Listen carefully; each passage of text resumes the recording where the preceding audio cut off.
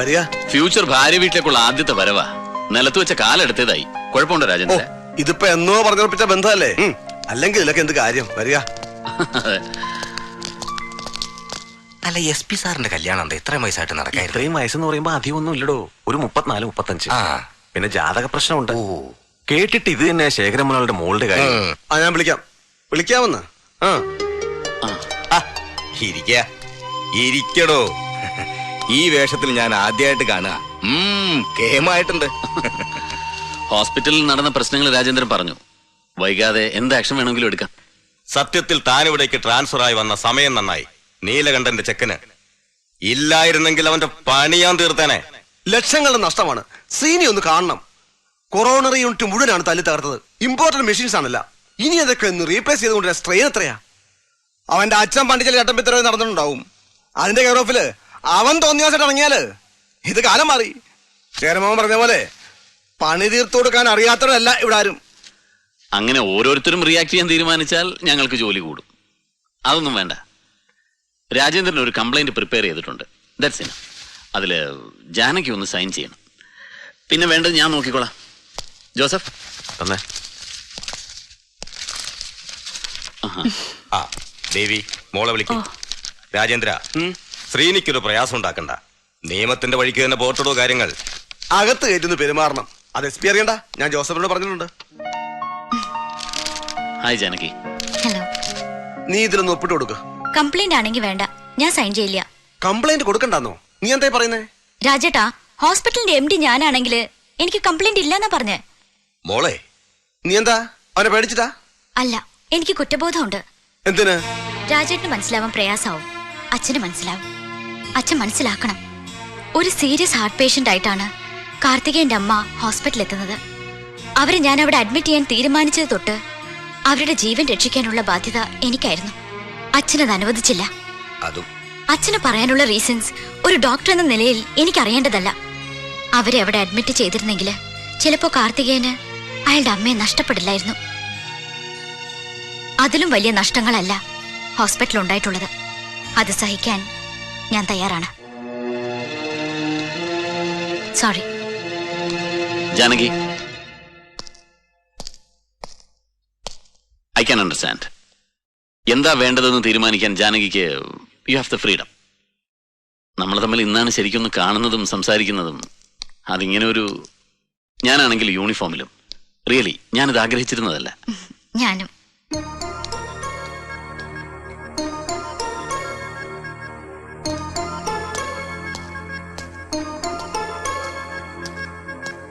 ഞാൻ ഇറങ്ങുന്നു.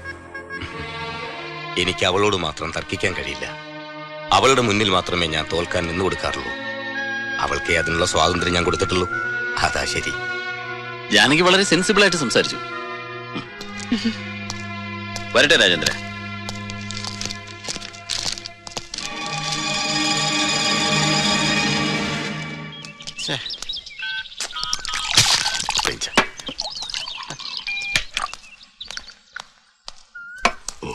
ഓഹോ, തുടങ്ങിയോ? ഇപ്പൊ ഒഴിച്ചേ ഉള്ളൂ. നല്ല കോൾഡ് കോൾഡ് കോൾഡ്. ഇത് നിർത്തിന്ന് എന്റെ തലയെ കൈവച്ച് സത്യം ചെയ്തതല്ലേ? തന്റെ തലയിലല്ലേ കൈവച്ചുള്ളൂ.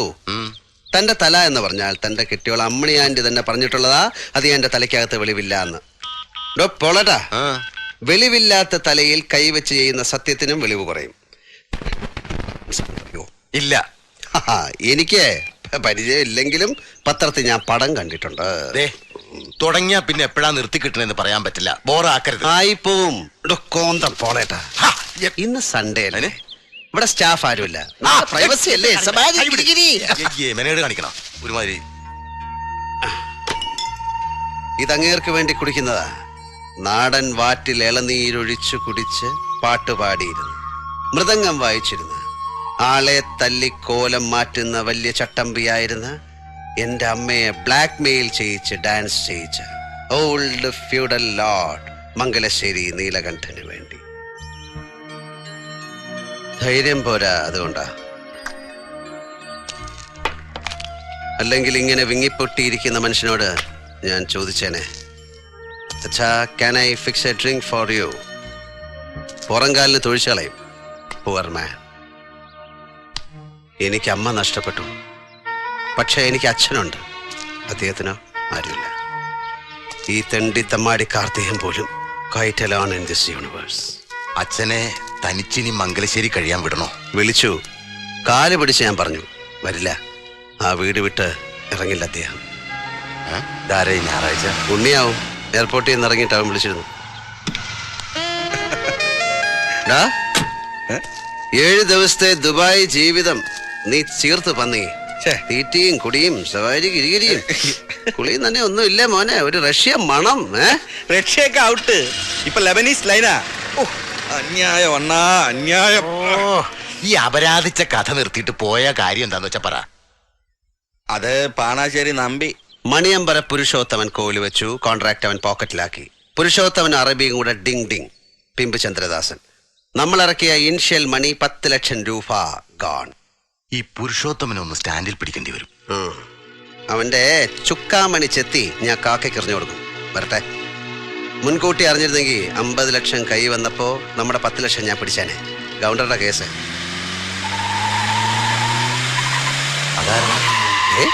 രണ്ടുണ്ണിയോ? ആരടാ അത്? ഞാനാടാ. അളിയോ വാ വാ വാ വാ. ഏത് വകുപ്പിലാടാ ചെറ്റ ഞാൻ നിന്നെ കളിയാവുന്നത്? എന്റെ പെങ്ങളെ ഞാൻ നിനക്ക് കെട്ടിച്ചേരാവടാ. അയ്യോ, എനിക്ക് സ്വന്തം പെങ്ങളില്ലല്ലോ.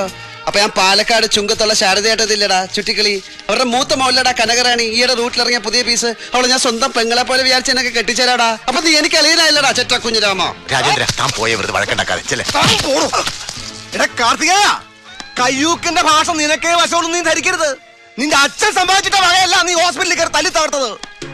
ഈ കൈയിന്റെ എല്ലാരും 4 പീസാക്കിയ പിന്നെ നീ ഒരുത്തിന് മുമ്പിൽ പൊക്കില്ലത്.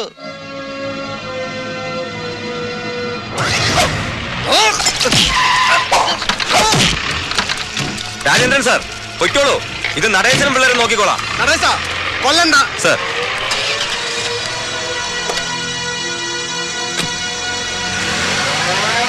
ഉണ്ണി ബാക്കിലോട്ട് നിക്കി. മോനെ നടേശ, ചീപ്പ് ഷൈനിങ് ആണെന്ന് വിചാരിക്കരുത്. വാച്ച് കാർട്ടിയർ ആണ്. 1.5 ലക്ഷം രൂപ വില വരും. ഇതിവിടെ ഇരിക്കട്ടെ. ഓ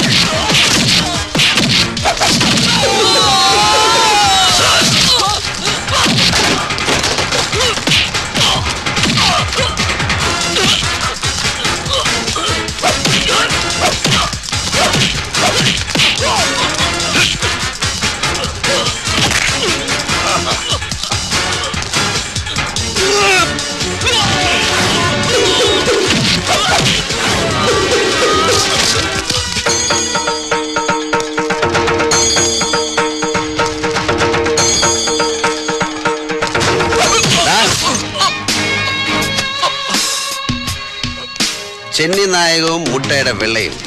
ചില്ലറ കിടുപിടി നാട്ടുമരുന്നുകളും ചേർത്ത് ഒരു ശവാരി ഗിരിഗിരിയുണ്ട്. ചതവിന് ബെസ്റ്റാ. വണ്ടിപ്പേട്ടയിലെ ഉണ്ണിരാം വൈദ്യർക്കറിയാം. വാതറ. അല്ലെങ്കിൽ നീ ഒരു ബ്ലാക്ക് കളർ ആടിനെ വാങ്ങിച്ച് 14 ദിവസം സൂപ്പ് വെച്ച് കുടി. തടി നല്ല കട്ടയ്ക്ക് ഇരുന്നാലേ നിനക്കും ആർണോൾഡ് ഷ്വാസ്നെഗറിനും ഒക്കെ ഫീൽഡിൽ പിടിച്ചു നിൽക്കാൻ പറ്റും.